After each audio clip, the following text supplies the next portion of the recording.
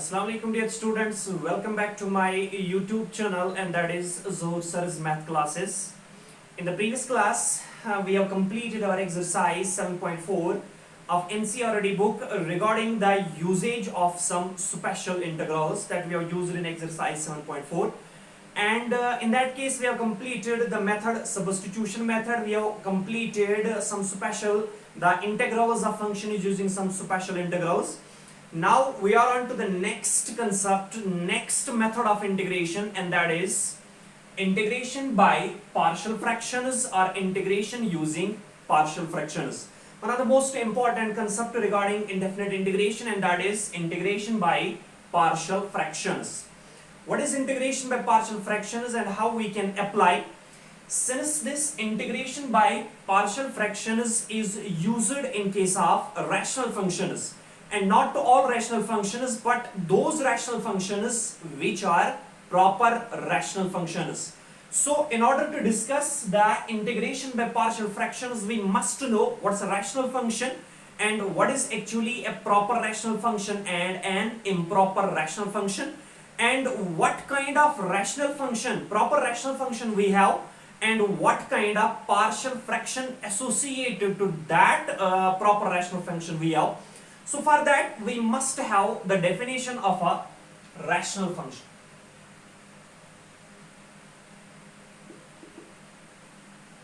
We must have the definition of a rational function. And in rational function, we will discuss about proper rational functions and improper rational functions.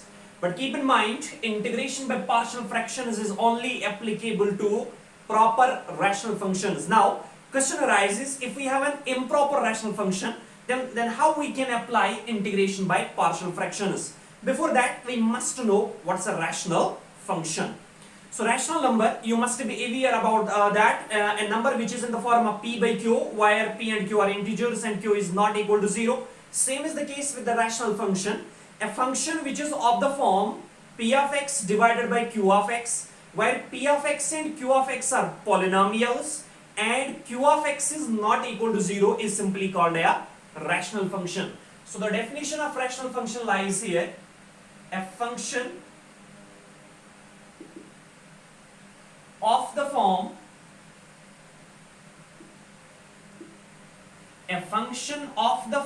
p of x divided by q of x, where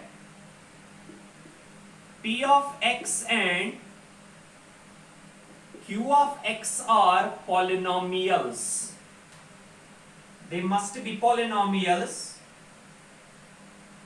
Doesn't matter what sort of polynomials they are, but they should be polynomials, where p of x and q of x are polynomials and q of x must not be equal to 0, means the denominator polynomial q must not be a 0 polynomial, because any polynomial divided by 0 polynomial yield an indefinite, or we can say indeterminate or infinite result. That is why a function is said to be a rational function which is of the form p of x divided by q of x, where p of x and q of x are polynomials and q of x is not equal to 0, is called a rational function.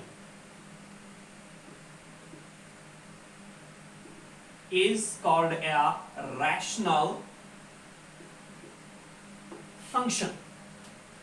Now, since integration by partial fractions is applicable to proper rational functions, so we will discuss here what are these proper and improper rational functions.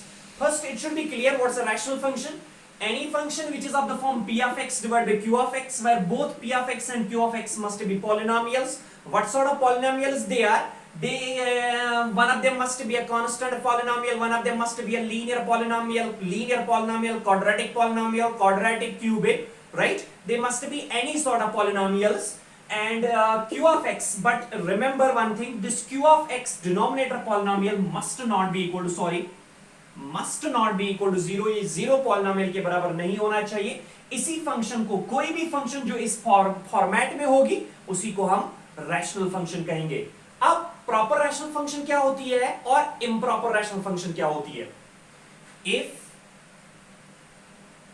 the degree you must know the highest power of a variable contained in a polynomial is called its degree. If the degree of a polynomial, या shortly ऐसे लिखेंगे, if the degree of numerator, that is p of x is less than, strictly less than, if the degree of a numerator p of x is less than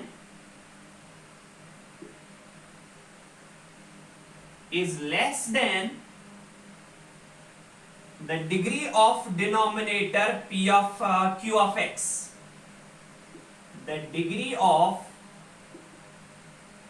denominator q of x,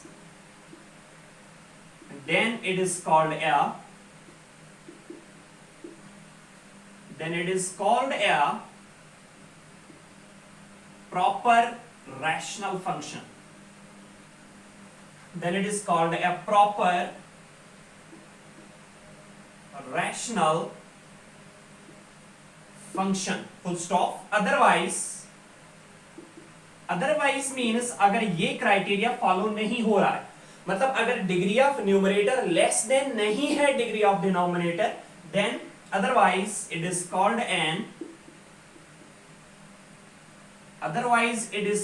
an improper rational function.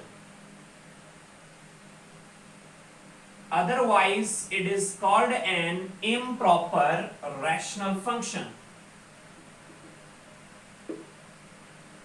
So a function which is of the form p of x divided by q of x, where p of x and q of x must be polynomials and q of x not equal to 0, it is simply called a rational function.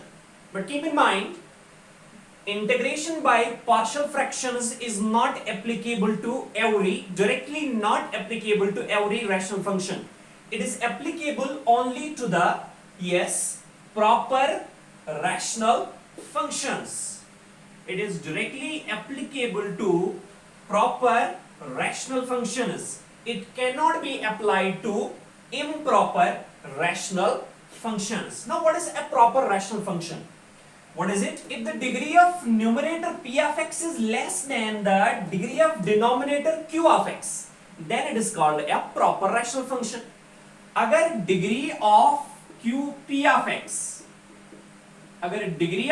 x strictly है less than the degree of q of x, then that function p of x divided by q of x, that rational function p of x divided by q of x is called a proper rational function. So integration by partial fractions is directly applicable to proper rational functions. Now how can you suggest, how can you check whether a rational function is proper rational function or an improper rational function? It can be directly checked by checking their degrees, by checking the highest power of the variables contained in those polynomials. So if the degree of p of x, if the degree of numerator is less than the degree of denominator, then it is called a proper rational function. And if it is a proper rational function, you can directly apply integration by partial fractions. However, if degree of p of x is, अगर ये less than नहीं है, तब क्या होगा? तब होगा greater than or equal to. So if it is greater or equal to degree of q of x, इस समय ये प्रॉपर रैशनल फंक्शन है और इस समय ये इम्प्रॉपर रैशनल फंक्शन है. And integration by partial fractions is not applicable to improper rational functions. Then what to do? तो क्या करेंगे? सबसे पहले मैं यहां पे रिइटरेट कर रहा हूं, दोहरा रहा हूं कि इंटीग्रेशन बाय पार्शियल फ्रैक्शंस एक ऐसा मेथड है जो हमें इंटीग्रेट एंटी डेरिवेटिव निकालने के काम आता है, लेकिन तभी जब आपके पास एक रैशनल फंक्शन हो, वो भी हर कोई रैशनल फंक्शन नहीं, बल्कि एक ऐसी रैशनल फंक्शन जो प्रॉपर रैशनल फंक्शन हो. और प्रॉपर रैशनल फंक्शन क्या होती है? एक ऐसी रैशनल फंक्शन जिसमें डिग्री ऑफ न्यूमरेटर होगा mandatory less than the degree of denominator. मतलब अगर आपके न्यूमरेटर में कांस्टेंट पॉलिनोमियल है तो डिनोमिनेटर में कम से कम लीनियर पॉलिनोमियल है, एटलीस्ट लीनियर पॉलिनोमियल है, या अगर आपके न्यूमरेटर में लीनियर पॉलिनोमियल है तो डिनोमिनेटर में एटलीस्ट क्वाड्रेटिक पॉलिनोमियल होना चाहिए। अगर आपके न्यूमरेटर में क्वाड्रेटिक पॉलिनोमियल है तो डिनोमिनेटर में एटलीस्ट क्यूबिक पॉलिनोमियल होना चाहिए, तभी आप डायरेक्टली अप्लाई कर सकते हो इंटीग्रेशन बाय पार्शियल फ्रैक्शंस। अब अगर ऐसा हो कि डिग्री ऑफ न्यूमरेटर और डिग्री ऑफ डिनोमिनेटर दोनों सेम हैं, या degree of denominator degree of numerator से degree of p of x degree of q of x से लेस देन नहीं है, मतलब ये है ग्रेटर और इक्वल, उस केस में हम क्या करेंगे? तो उस केस में कोई अलग सा प्रोसीजर नहीं करना होता है। सो अगर आपके पास रैशनल फंक्शन है p of x divided by q of x, where q of x is not equal to 0 polynomial, और degree of p of x है less than degree of q of x, then obviously you can use directly integration by partial fractions। लेकिन अगर आपके पास p of x divided by q of x एक ऐसी rational function है जहां पे degree of p of x degree of q of x के greater और इक्वल है, मतलब इंप्रॉपर रैशनल फंक्शन है, तो उस समय आप क्या करोगे? उस समय डायरेक्टली आप डिवीजन एल्गोरिथम यूज करोगे, लॉन्ग डिवीजन मेथड यूज करोगे, यानी p of x को आप q of x से पहले डिवाइड कर दोगे। जब p of x को आप डिवाइड करोगे q of x से बाय लॉन्ग डिवीजन, फिर आप यहां पे अप्लाई करोगे this division algorithm for polynomials, यानी अगर आप p of x को डिवाइड कर दोगे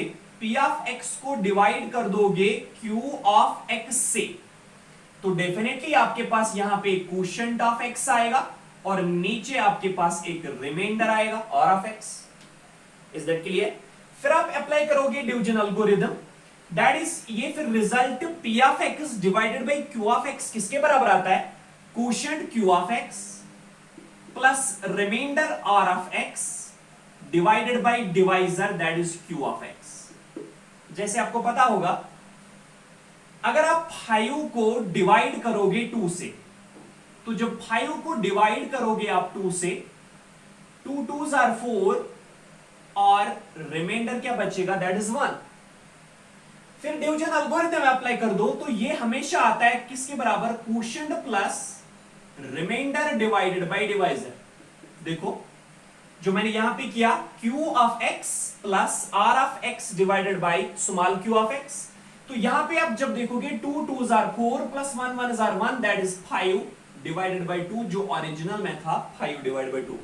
तो चूंकि आपका p of x divide by q of x एक ऐसी रैशनल फंक्शन थी जो प्रॉपर रैशनल फंक्शन नहीं थी, मतलब जो एक इम्प्रॉपर रैशनल फंक्शन थी, तो जब आपके पास इम्प्रॉपर रैशनल फंक्शन होगी आप directly integration by partial fraction उस पे अप्लाई नहीं कर सकते, तो सबसे पहले आप अप्लाई करोगे लॉन्ग डिवीजन मेथड, मतलब p of x को डिवाइड करोगे q of x से। जब p of x को डिवाइड करोगे q of x से, आपका एक क्वोशिएंट आएगा, आपका एक रिमाइंडर आएगा, फिर डिवीजन एल्गोरिथम यूज करोगे। डिवीजन एल्गोरिथम क्या कहती है? It is directly equal to q of x यानी quotient plus remainder divided by divisor. तो यूज करोगे quotient plus remainder divided by divisor, और ये क्वोशिएंट जो है it is degree must be less than the degree of p of x, तो ये इसकी अलग से इंटीग्रेशन कर दोगे। r of x की degree must be less than the degree of q of x, because applying Euclidean division lemma अगर आपको याद होगा, वहां पे डिग्री ऑफ जो r of x है that is always less than the degree of q of x, right?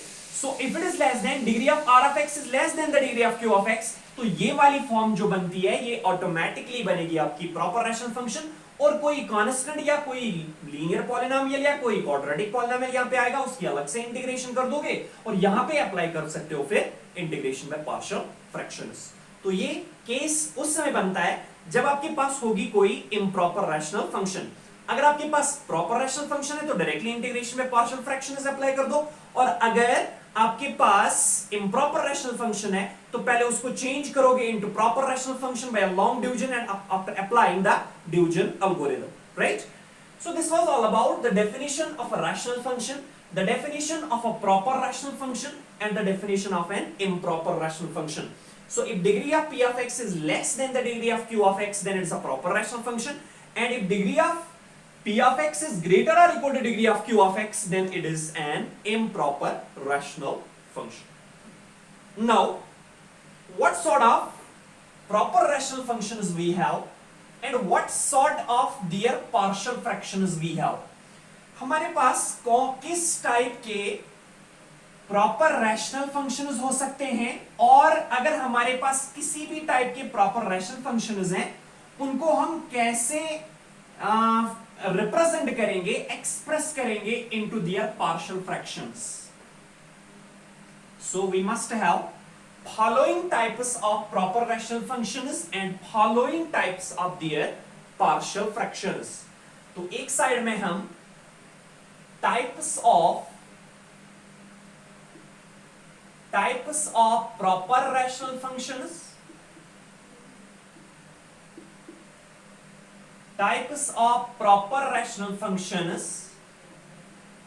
और दूसरे साइड में हम डिस्कस कर लेंगे इनके types of partial fractions. Types of their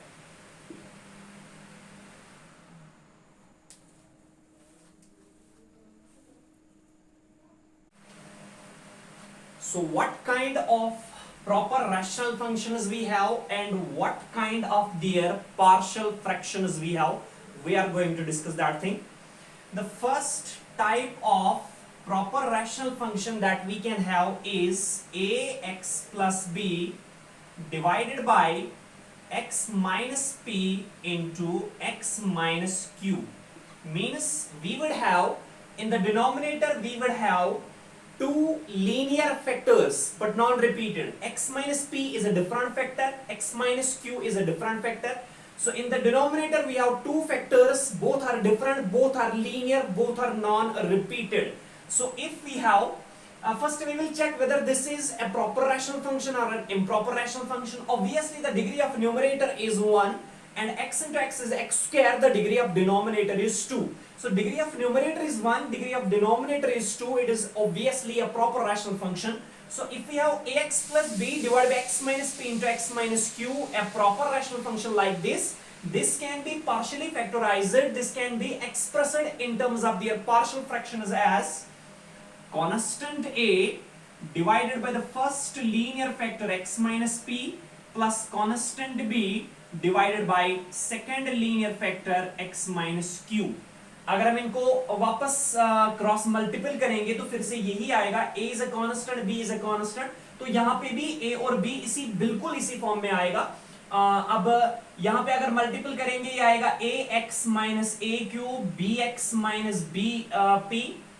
अगर यहाँ पे मल्टीपल करके देख लेंगे, a into x is ax plus rather minus a into q is minus aq plus b into x is plus bx and plus b into minus p is minus bp divided by x minus p into x minus q, and that is equal to ax bx. x का मान है तो a plus b into x, यहाँ पे plus कर दो या minus को कॉमन निकाल दो तो आएगा a p aq plus bp divided by the same thing, that is x minus p into x minus q. So it is just of the form.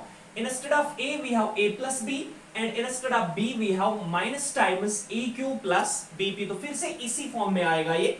So अगर आपके पास एक ये प्रॉपर रैशनल फंक्शन इस form में है ax plus b divided by x minus p into x minus q, इसको हम partial fractions में रिप्रेजेंट कैसे करेंगे? Constant a divided by x minus p plus constant b divided by x minus q. फिर इस a और b जो आपने कांस्टेंट्स लिए हैं, एक डिफरेंट कांस्टेंट्स आपने चूज किए हैं, इनका वैल्यू कैसे आएगा? इनका वैल्यू मैं आपको समझा देता हूं एग्जांपल में कैसे आते हैं. There are two methods to evaluate the values of this capital A and capital B. First is called the substitution and second one is called equating the coefficients. वहां पे हम कोफिशिएंट्स को बोथ साइड्स में equate कर देते हैं, x square के coefficients, x के कोफिशिएंट्स और constant terms on both sides. So ये हो सकता है first type of proper rational function and it is and its representation in terms of partial fractions. The second type we can have is ax square plus bx plus c divided by x minus p into x minus q into x minus r. Leave the numerator, इसको हम बाद में discuss कर लेंगे कैसे निकालते हैं ये. तो ax square plus bx plus c आपका क्वाड्रेटिक पॉलिनोमियल है, इसकी डिग्री 2 है. यहाँ पे x into x into x x cube बनेगा. The degree of numerator is 2, the degree of denominator is 3, so it is obviously a proper rational function. But it is that sort of proper rational function in which the denominator contains 3 factors, 1, 2 and 3. So in the denominator we must have the factors. If there are not factors, there are polynomials, quadratic, cubic, biquadratic or some different polynomials. We have to definitely factorize them in terms of their factors. So if the denominator consists of 3 non-repeated factors, x minus p, x minus q, x minus r, they are non-repeated because all the 3 factors are different.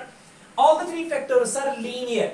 So if in the denominator we have 3 different linear factors, then it can be expressed in terms of its partial fractions as same: a divided by the first linear factor x minus p plus b divided by the second linear factor x minus q plus c divided by the third linear factor x minus r. So a divided by x minus p plus b divided by x minus q plus c divided by x minus r. फिर इस a, b और c का value कैसे आएगा? 2 methods are there, either substitution or equating the coefficients. अगर substitution method से कोई constant नहीं आ रहा है तो at that time we will equate the coefficients on both sides. So the third type of proper rational function we can have is ax square plus bx plus c divided by x minus p into x minus q square. In the denominator, leave the numerator. In the denominator we have 2 factors, x minus p and x minus q, both are linear, but the second one is repeated. Why? Because it is x minus q whole square, means x minus q into x minus q. So this can be represented in terms of its partial fractions as same: a divided by the first linear factor x minus p plus b divided by the second linear factor x minus q plus constant c divided by the repeated factor x minus q square. So अगर एक proper rational function इस form में होगा, ये proper है, first we will check degree of numerator is 2, यहाँ पे x square आएगा, फिर x स्क्वायर को x से मल्टीपल कर दो तो x क्यूब आएगा. The degree of numerator is 2 while as the degree of denominator is 3, so it is the degree of numerator is obviously less than the degree of denominator, so it is definitely a proper rational function. So if in the denominator we have 2 factors, one is linear, both are linear, one is not repeated but the another one is a repeated factor, then it can be partially factorized. It can be expressed in terms of its partial fractions as constant divided by first linear factor x minus p plus second constant b divided by second linear factor x minus q plus constant c divided by the repeated factor x minus q whole square. The fourth type of proper rational function that we can have here is ax cube plus bx square plus cx plus d divided by x minus p into x square plus qx plus r. Here in the denominator और यहाँ पे ये proper rational function बनती है तो इसको पहले improper बनती है तो यहाँ पे ax square plus bx plus c कर देंगे.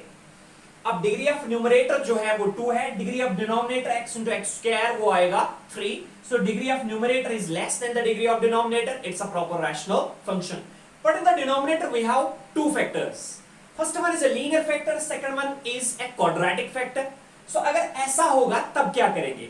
लेकिन प्रोवाइडेड ये x square plus qx plus r, अगर ये फैक्टराइज होगा तो इस फॉर्म में आएगा. 3 फैक्टर्स आएंगे, तीनों लीनियर होंगे, तीनों नॉन रिपीटेड होंगे या रिपीटेड भी हो सकते हैं, तो आप इन 2 फॉर्म्स में ले सकते हैं, राइट. लेकिन ये x square plus q x plus r factorise नहीं होना चाहिए।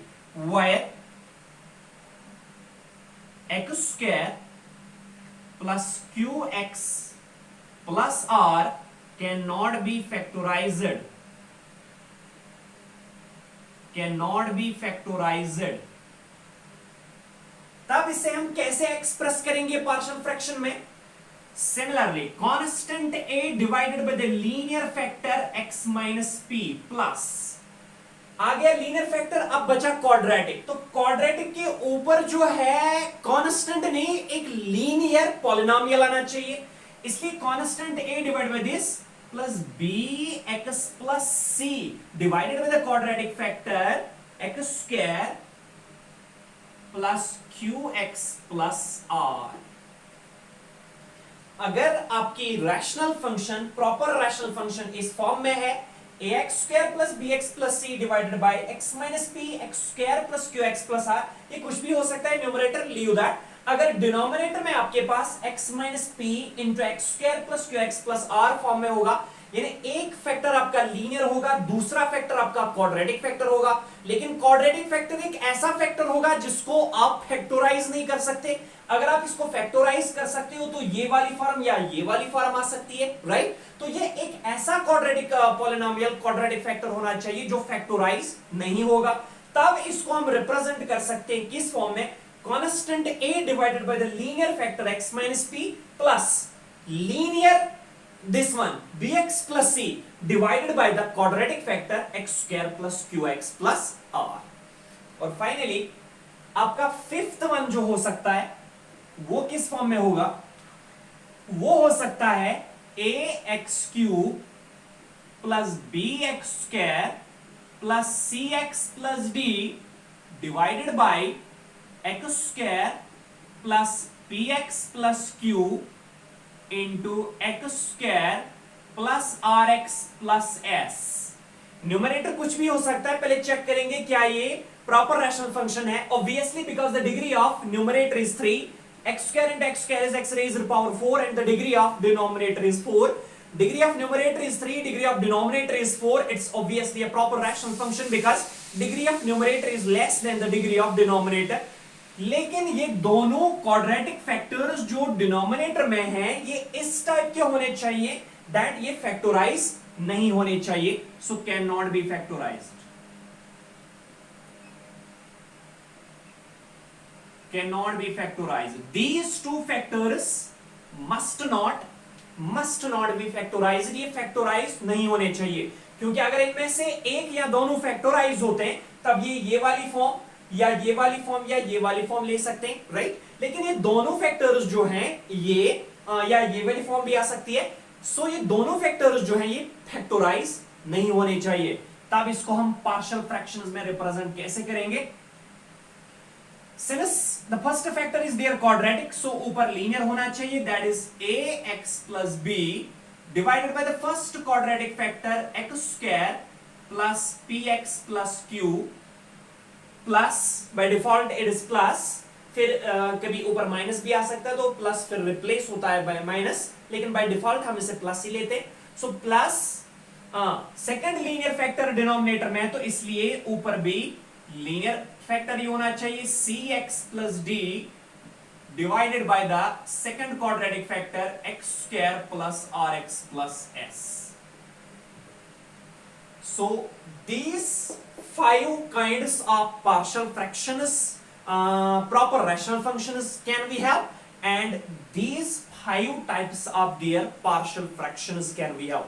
So इसी टाइप के इन ही 5 टाइप के हमारे पास प्रॉपर रैशनल फंक्शंस हो सकती हैं, और जब इन 5 टाइप के प्रॉपर रैशनल फंक्शंस आपके पास हैं तो ये रहे इनके respective representation of their partial fractions. अगर आपके पास, फिर से मैं रिटेरेट कर रहा हूं, दोहरा रहा हूं, अगर आपके पास इस फॉर्म का प्रॉपर रैशनल फंक्शन है, यानी डिनोमिनेटर में दो लीनियर फैक्टर है, they are not repeated because they are different, so constant a divided by first linear factor plus constant b divided by second linear factor. अगर 3 है तो constant a divided by first, constant b divided by second plus constant c divided by third. अगर 2 है एक non repeated है, दूसरा repeated है, तो फिर से कैसे, constant a divided by the linear factor plus constant b divided by the second linear factor plus constant c divided by repeated factor that is x minus q whole square. और अगर इस type के हैं, एक linear है एक quadratic है, लेकिन क्वाड्रेटिक वाला फैक्टराइज नहीं होना चाहिए, तब constant divided by first linear factor plus bx plus c linear divided by quadratic factor. और अगर इस टाइप के हैं ax cube plus bx square plus cx plus d, and in the denominator we have both the two quadratic factors, and both the two quadratic factors cannot be factorized, then it can be partially factorized, it can be expressed in terms of its partial fractions as ax plus b divided by the first quadratic factor which cannot be factorized, and cos cx plus d divided by the second quadratic factor that cannot be factorized. So these are the 5 basic types of proper rational functions, and these are the representations of their respective partial fractions. So इस type के rational functions हो सकते हैं, और अगर इस type के 5 rational functions हैं, प्रॉपर रैशनल फंक्शंस, तो ये होंगे उनके रेस्पेक्टिव पार्शियल फ्रैक्शंस। अब यहाँ पे एग्जिस्ट होता है सब जो है x minus p, x minus q, x minus r, ये इसी में से लिया गया है, लेकिन हमने एक डिफरेंट कांस्टेंट चूज किए हैं, a b, यहाँ पे a b c, यहाँ पे a b c, यहाँ पे भी a b c, और यहाँ पे भी हमने लिया है a b c and d, ये हमने इंट्रोड्यूस कर दिया है इसमें। तो इनके वैल्यू चाहिए, तो इनके वैल्यू हम कैसे निकाल सकते हैं और कैसे हम अप्लाई करेंगे integration by partial fractions, I will explain this thing with the help of an example.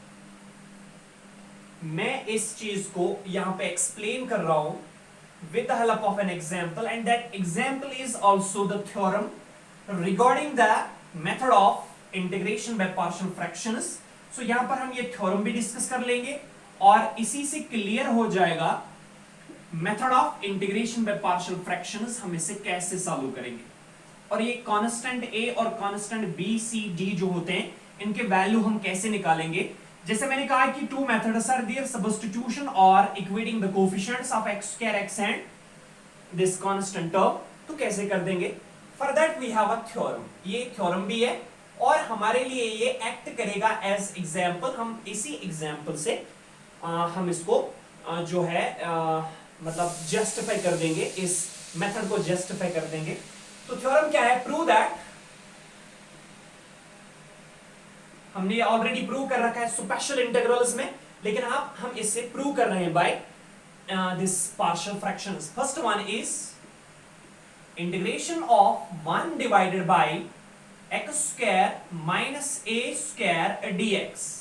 We know that is equal to 1 divided by 2a log of mod of x minus a divided by x plus a plus c. It's a second order result, a special result that we have proved in the previous class, जो हमने special integrals फिर exercise 7.4 में use किए थे, तो बिल्कुल हमने ये result वहां पे पढ़ा है। And the second one lies there, वो भी वहां पे पढ़ा है हमने, that is integration of 1 divided by a square minus x square dx is again equal to 1 divided by 2a log of mod of a plus x divided by a minus x plus c। तो दोनों जो हैं, दोनों जो parts हैं इस theorem के, बिल्कुल they are the mirror images of each other. So first वाला हम यहाँ पे प्रूव कर लेंगे, और सेकंड वाला जो है आपके लिए होम असाइनमेंट रहेगा, होमवर्क रहेगा, बिल्कुल उसी तरह करना है जिस तरह हम 1 divide by x square minus a square prove कर देंगे। So here lies the proof of first part. We have integration of 1 divided by x square minus a square. First we will check whether that's a proper rational function or not. Yes, because in the denominator we have a constant polynomial, and constant polynomial की degree जो हमेशा 0 होती है, and in the denominator we have a quadratic polynomial, so obviously इसकी degree 2 है, इसकी degree 0 है, so degree of numerator is less than the degree of denominator. It is obviously a proper rational function. We can directly use the method of integration by partial fractions. So this can be further written as integration of 1 divided by x square minus a square, मतलब formula जो है that is a square minus b square, a popular formula जो हमने तकरीबन 8th 7th से पढ़ के आए हैं ये चीज, a square minus b square किसके बराबर होता है?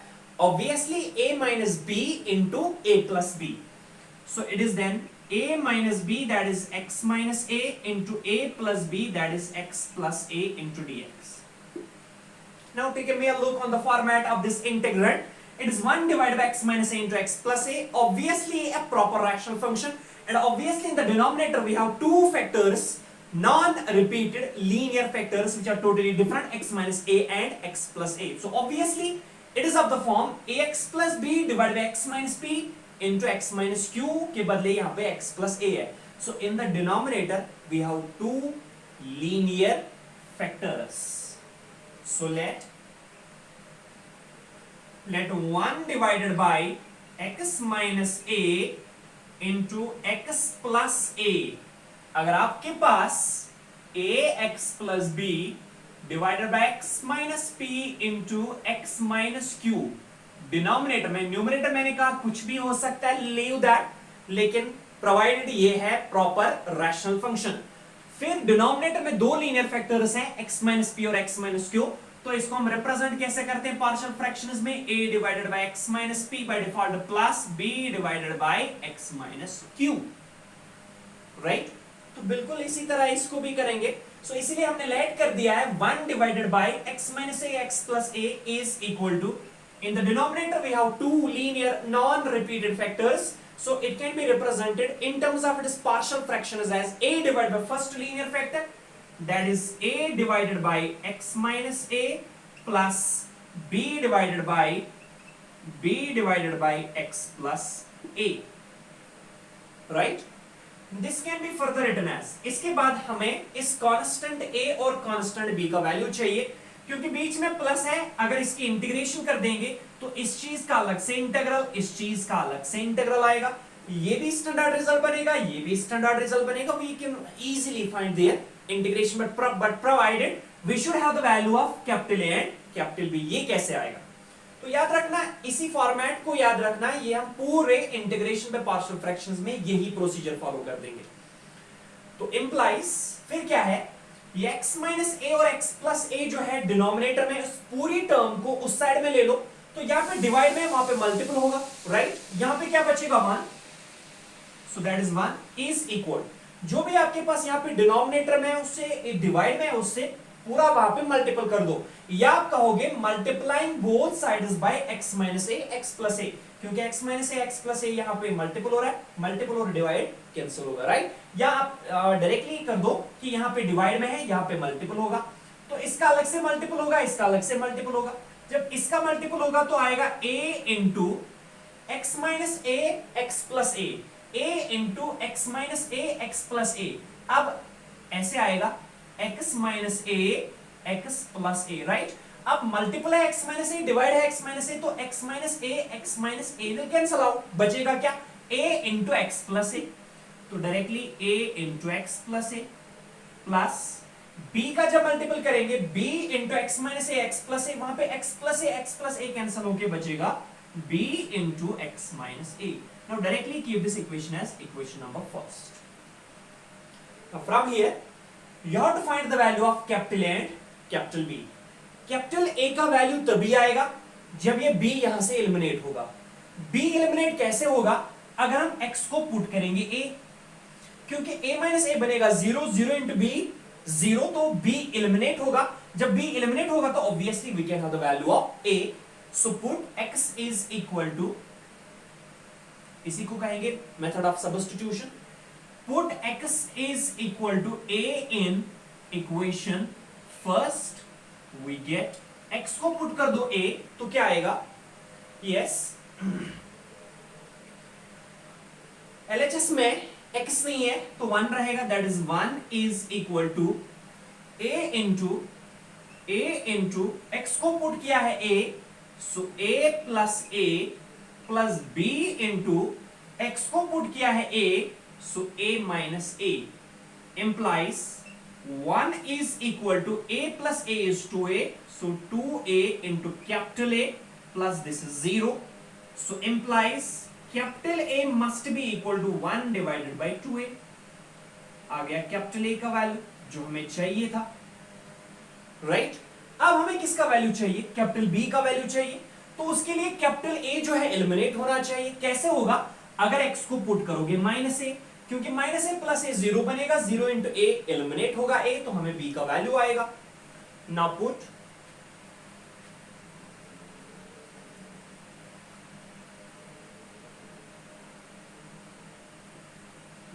x is equal to minus a in equation first we get, x को पुट कर दो minus A.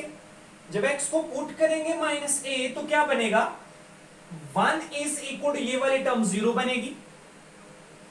So 1 is equal to zero plus b into minus a, क्योंकि x को आपने पुट किया है minus a, so implies 1 is equal to minus 2a into capital B. So capital B का value क्या आएगा, 1 divided by minus 1 divided by 2a, ये आ गया कैपिटल B का वैल्यू। अब कैपिटल A का वैल्यू आ रहा है, कैपिटल B का वैल्यू आ रहा है, यहां पे पुट कर दो, बीच में प्लस है, इंटीग्रल सेपरेट कर दो, you can directly locate the result. So implies this can be written as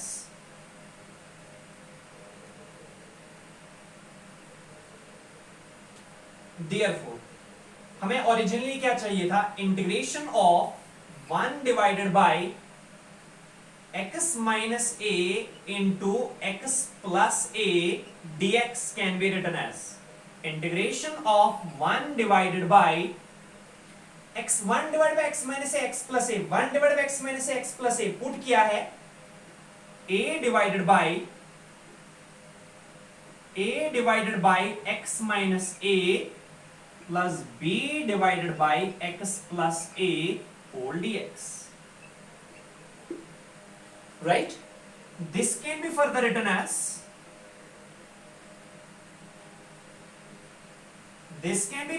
as, अब बीच में एडिशन है तो इंटीग्रल को सेपरेट कर दो। सो इंटीग्रेशन ऑफ ए का अपना वैल्यू पुट कर दो, क्या है 1 divide by 2a, so 1 divided by 2a whole divided by x minus a dx, plus integration of b का अपना वैल्यू पुट कर दो, minus 1 divided by 2a whole divided by x plus a into dx। Is it clear?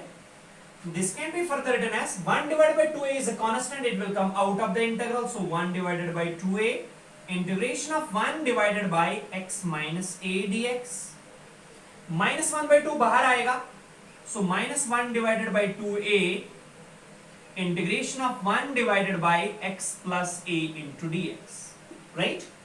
So that is equal to 1 divided by 2a, अब 1 divided by x minus a, integration of 1 divided by x dx is a standard integral. Its value is directly equal to log of mod of x plus c. So obviously its value is log of mod of x minus a. Minus times 1 divided by 2a, and integration of 1 divided by x plus a is log of mod of x plus a plus c, the constant of integration.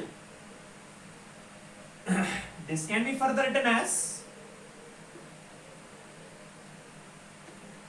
so that is equal to, yes, 1 by 2a यहां पे भी है, 1 by 2a यहां पे भी है, common आएगा 1 divided by 2a into अंदर जो है क्या बचेगा, log of mod of x minus a, so log of mod of x minus a minus times log of mod of x plus a plus c, the constant of integration. This can be further written as 1 divided by 2a log, treat x mod of x minus a as m and treat this one as n, so it is log m minus log n. Familiar logarithmic law, log m minus log n is log m divided by n, so it is log of mod of m by n, that is x minus a divided by x plus a plus c, the constant of integration, and this is our final result, the antiderivative of integration of 1 divided by x square minus a square dx, जो था 1 by 2a log of mod of x minus a divided by x a plus c, और जो हमारा result यहाँ पे आया 1 divided by 2a log of mod of x minus a divided by x plus a plus c. So this is the proof, and still ed means quod erat demonstrandum, a Latin phrase as I have mentioned it in so many classes that it is hence proved के बदले हम कभी कभी QED भी लिखते हैं. That is a Latin phrase quod erat demonstrandum means hence the demonstration of that thing, hence the proof of that thing that we have to be proved. जो हमें prove करना था उसका proof हमने दे दिया है. So quod erat demonstrandum, right? So all about the first part of the theorem that we have proved, and same the second part of the theorem is just the mirror image of this procedure. So you can have a fun with that. So you can have a try with that.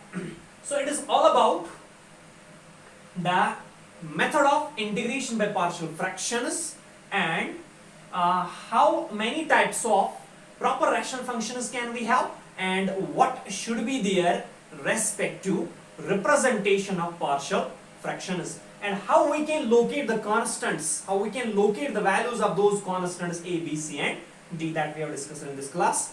Now next, I think this is the building material for our next exercise, which is wholly and solely based upon this method, and that is integration by partial fractions. So we will have some fun with that exercise, but in the next class.